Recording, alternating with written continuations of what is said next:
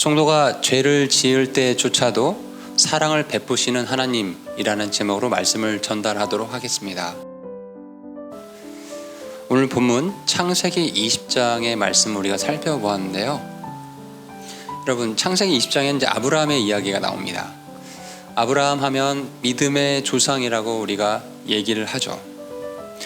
하나님께서 아브라함에게 나타나셔서 그의 씨가 하늘의 별과 같이 많을 것이라는 걸 약속해 주셨습니다.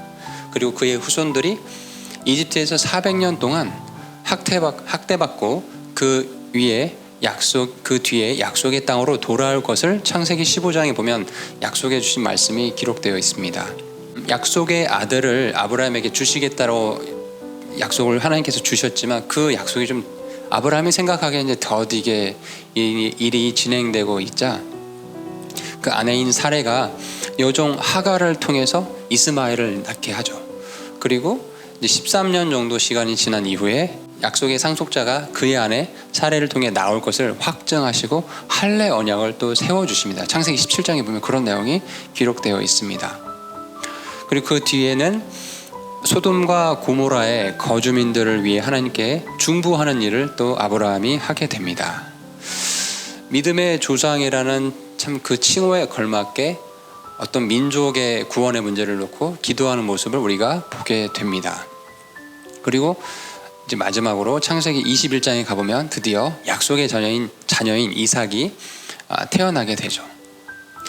그런데 이 이삭이 약속의 아들인 이삭이 태어나기 바로 전에 창세기 20장의 내용이 기록되어 있는데 믿음의 조상이라고 우리가 부르는 아브라함의 모습과는 참 대조적인 모습이 본문 창세기 20장에 나옵니다.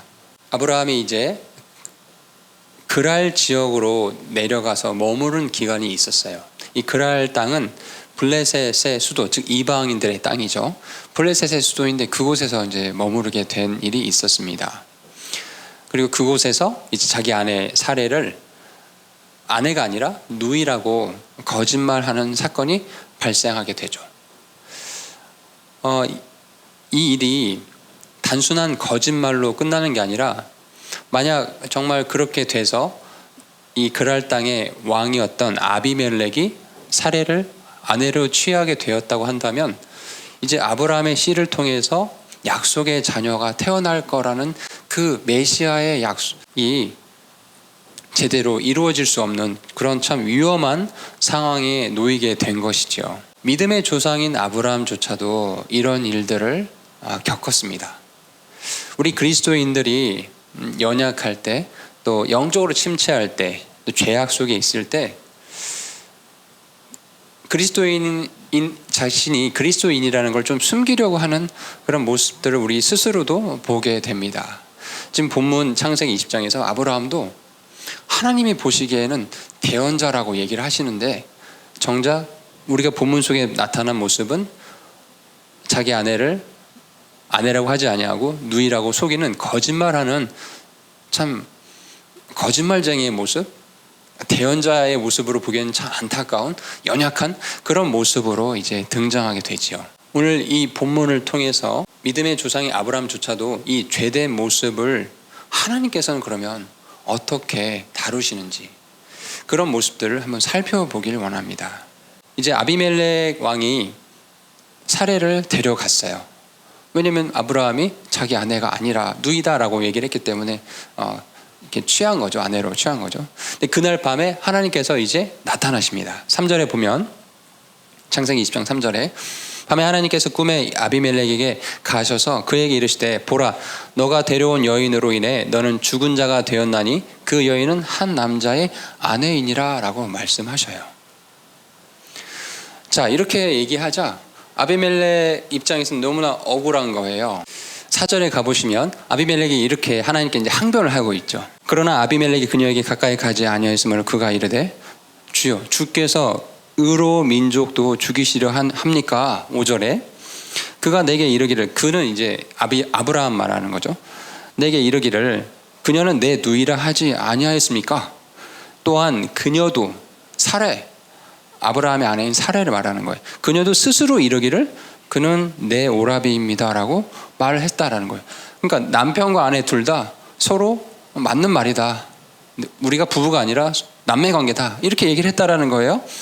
그러니 나는 아비멜렉 왕이 나는 순전한 마음과 무죄한 손으로 이 일을 행했습니다라고 하나님께 항변을 하고 있어요. 하나님께서 이제 그 이야기를 듣고 아비멜렉 이야기를 듣고 6절에 이렇게 말씀하시죠. 하나님께서 꿈에 그에게 이르시되 참으로 너가 순전한 마음으로 이 일을 행한 줄 내가 안다. 나 역시 너를 막아 내게 죄를 짓지 아니하게 하였나니 이런 까닭에 너가 그녀에게 손대는 것을 내가 허락하지 아니하였노라 라고 말씀하십니다. 자, 이렇게 해서 이제 아비멜렉은 더 이상 아브라함의 아내였던 사레를 손대지 아니하고 되돌려 보내게끔 하나님께서 조치를 취하세요. 그런데 우리가 이 부분에서 참 주목해서 봐야 할 대목이 있습니다. 바로 7절입니다. 7절에 하나님께서 아브라함을 어떻게 평가하시는지를 명확하게 말씀하고 계세요. 7절에 가봅시다. 창세기 20장 7절. 그러므로 이제 그 남자에게 그의 아내를 돌려보내라. 그 남자는 아브라함이죠. 아브라함은 대언자이므로 그가 너를 위하여 기도하리니 너가 살려니와 만일 너가 그녀를 돌려보내지 아니하면 너와 내게 속한 모든 것이 반드시 죽을 줄 알지니라 하시니라. 이렇게 말씀하셔요. 우리가 이 사건에서 주목할 부분이 바로 이 7절의 말씀이거든요. 지금 믿음의 조상, 방금 이 앞에 창세기 19장만 봐도 소돔과 고모라의 민족의 멸망을 막기 위해서 그들의 생명을 귀하게 여겨서 기도하는 그런 멋진 모습을 보였던 아브라함이 이제 거짓말하고 있는 너무나 연약한 모습을 보이고 있는 이 순간에도 하나님께서는 그는 대언자이다. 나의 말을 전하는 대언자이다라고 정확하게 정체성을 말해주고 계십니다. 우리가 이 부분에서 한번 생각을 해볼 지점이 있습니다. 구원받은 자녀가, 성도가 죄를 지었을 때 어떻게 되는 것인가? 그리고 구원받은 자녀가 죄를 지었을 때 하나님께서는 그를 어떻게 다루시는가? 이런 부분을 오늘 본문을 통해서 살펴보려고 합니다. 질문을 던져볼게요. 성경 속에서 우리가 소위 믿음의 조상이라 부르는 아브라함도 죄인입니까? 예, 맞습니다. 아브라함도 죄의 본성에 있는 죄인이라는 겁니다. 하나님을 믿는 믿음으로 그조차도 의롭게 여김을 받았다는 거예요. 그런데 구원 이후에 어떤 일이 있는가? 구원받은 자 안에 성령님께서 거주하시고 십자가에 그리스도께서 일하시기에 신자는 이제 옛 자아를 이겨낼 수 있게 되는 것입니다. 그런데 소위 말해서 이 성화의 일이라고 하죠. 이 성화가 자동으로 되는 것은 아니에요. 죄의 유혹을 이겨내길 원한다면은 반드시 성령님 안에서 걸어야 됩니다. 성령님 안에서 걸어야 할 아브라함이 이제 이방인들의 땅, 그랄 땅으로 가게 되었어요. 그곳은 참 위험한 곳이었어요. 아브라함이 판단하기에도 그 하나님을 11절 봐보십시오. 분명히 이곳에는 하나님을 두려움이 없다. 아브라함이 딱 보니까 그랄 땅의 민족들, 그 상황들을 보니까 너무 위험한 거였죠. 그러다 보니 이 두려운 마음에 이제 덜컥 이 거짓의 말을 전달하게 된 거죠. 우리는 이런 대목들을 통해서 사람에 대한 두려움과 하나님에 대한 믿음이 한 마음에 동시에 거할 수 없다는 것을 알 수 있습니다. 잠언 29장 25절에 사람을 두려워하면 올무에 걸리려니와 누구든지 주를 신뢰하는 자는 안전하리라라는 말씀이 있어요. 우리 성도들도 사람이 두려운 환경에 처할 때가 있습니다. 어떤 새로운 직장에 간다든지 새로운 사업을 하게 된다든지 어떤 새로운 만남, 어떤 인간 관계를 맺게 된다든지 그럴 때 새로운 사람들이 다 나보다는 능력이 뛰어나고 뭔가 내 스스로 너무나 연약하게 보이는 그런 지점을 느낄 때가 있거든요. 아브라함도 아마 이 그랄 땅에서 그런 신변의 위험을 느꼈을 겁니다. 그런데 이 성도가 죄를 지을 때 나타나는 공통적인 특징이 무엇이냐면은 내가 믿고 섬기는 하나님이 얼마나 위대하신 분이신가를 정말 너무나 쉽게 너무나 빠르게 망각하는 경우라는 겁니다. 지금 아브라함, 믿음의 조상이 아브라함조차도 이 상황 속에서 하나님을 두려움이 없는 위태하고 위험한 상황 속에서 너무나 쉽게 습관적으로 거짓말하는 모습을 보인 거였어요. 위험스러운 상황이 되면 거짓말해도 괜찮다라는 이 지정, 이 죄의 모습이 아브라함의 치명적인 또 습관적인 죄의 모습이었던 것이죠. 이 일, 즉 위험스러운 상황이 있을 때 거짓말로 그 상황을 모면하려는 그 모습이 사실 이번이 처음이 아니었거든요. 창세기 12장에 가보시면은 아브라함이 이제 이집트 파라오 왕한테도 자기 아내라고 하지 아니하고 누이라라고 소개해서 일이 생길 뻔한 그런 일들이 있었습니다.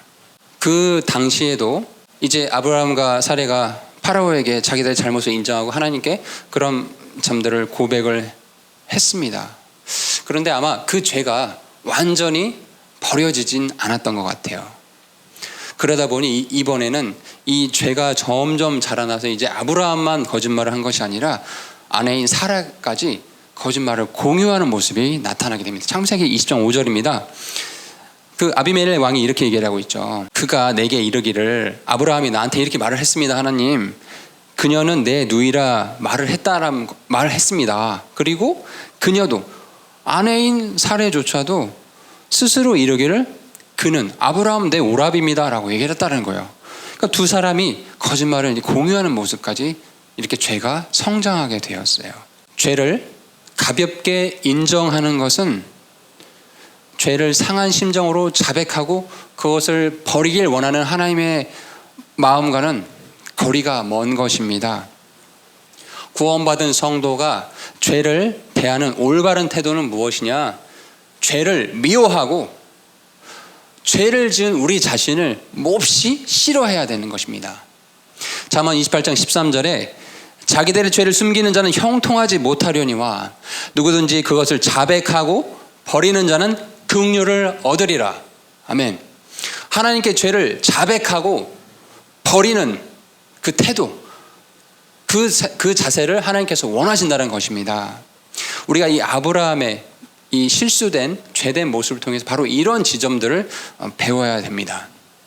자, 그러면 이런 질문을 던져볼게요. 구원받은 성도가 하나님을 믿는 믿음을 가진 아브라함 성도잖아요.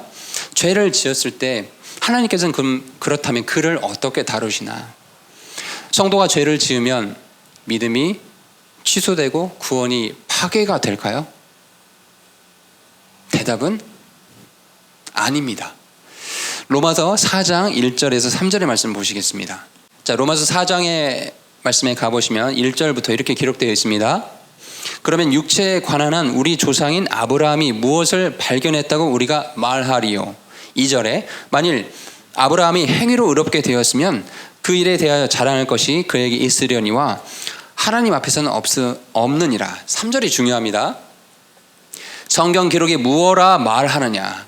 아브라함이 하나님을 믿음에 그것을 그에게 어떻게 하셨대요? 그것을 그에게 의로 여겨주셨다라는 거예요. 즉 성경은 하나님을 믿는 믿음을 가진 그 아브라함을 의롭다 여겨주셨어요. 칭의를 받았다라는 거죠. 아브라함이요.